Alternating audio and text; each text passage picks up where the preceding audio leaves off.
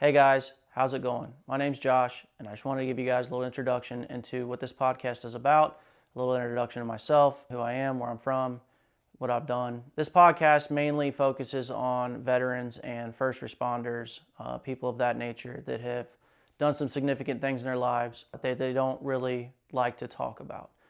The goal is to get them to divulge these things so that way they don't have to talk about them anymore, right?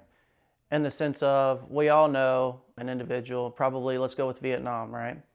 Those guys in Vietnam did some rowdy things and they don't like to talk about their stories, right? But the family wants to know. Maybe they've got a grandchild that wants to join the military and they don't want to tell their grandchildren the hard things, right? And they may be for it for certain reasons or may not be. Those are things that we're going to discuss.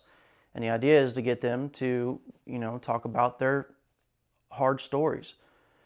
And this way, if the family's interested and curious, they can always direct them to this video. It's going to be a full-on video, a full-on interview process. We're going to cover, who they are, where they're from, what branch of the military they were in, or what public service they provided, be it cops or firefighters or medics, EMTs, things of that nature.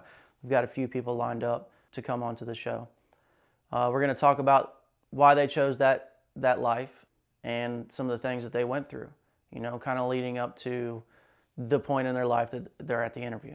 So with that, I'm going to try to do this in a way to relate to them, being as I've had my own experiences and my own hard stories, if you will. In that essence, I might be able to get through to these heroes and get them to tell their stories. Why do I think that? Well, I spent 11 years in the Army. I was a combat engineer.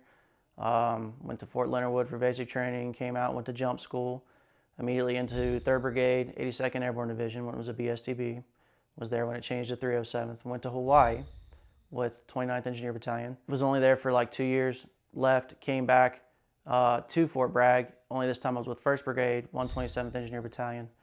Following that, I left and was an OC at Camp Atterbury. After my time as an OC, I decided that it was time for me to get out. The war was over, back was injured, and I felt like I owed it to my family who had followed me essentially around the U.S. at this point, so halfway around the world going to Hawaii. I've deployed 2 times, both to Afghanistan. First one was around Ghazni area. I was a private. I really don't remember much about the area. I was a 240 gunner. It sucked. Got in some firefights, moved on. Hated my life. It was something like somebody GPS'd and said we walked like 160 miles over like a 2-month span. So yeah, I tried to blank that one out. Moving on to my second deployment, I was back with the 82nd again. So the first deployment was with 3rd Brigade, 82nd Airborne Division in support of 2P. And then the second deployment with 1st Brigade, 82nd Airborne Division with 127th Engineer Battalion. We were out of Kandahar Airfield doing, everything from key leader engagements, presence patrols, and halfway through deployment, we decided to switch to route clearance. Went through some heavy stuff, came out on top, everybody's alive, some better off than others. And then moving on, so I decided to get out, move back to my hometown of Cincinnati, Ohio, where initially I was a welder for a little bit. Didn't like it. Went back into construction trade, which is what I did before I joined the Army. And now I'm a heavy equipment operator for a company out here, and I love it.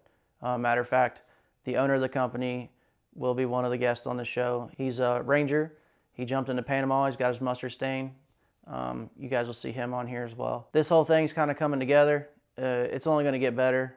This is something I'm just trying to put together, kind of my way of giving back to veterans. I've had a lot of help getting this together as well. I've got buddies that have showed me things as far as like editing so far. I've done a little bit of editing here, and ideally this all gets better over time. And then as far as the audio goes, like I got a buddy of mine that lent me the audio equipment to be able to do this and give you guys a quality sound along with a quality video. And then, like I said, it's just going to be a lot of editing.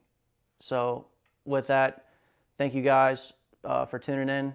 I hope you like what you see, and I hope that this helps a lot of people more so than anything. I hope this helps family members understand the circumstances and situations that their family members have been in a way that their loved ones couldn't tell them because they didn't want them to hurt in the same way. That's all for now.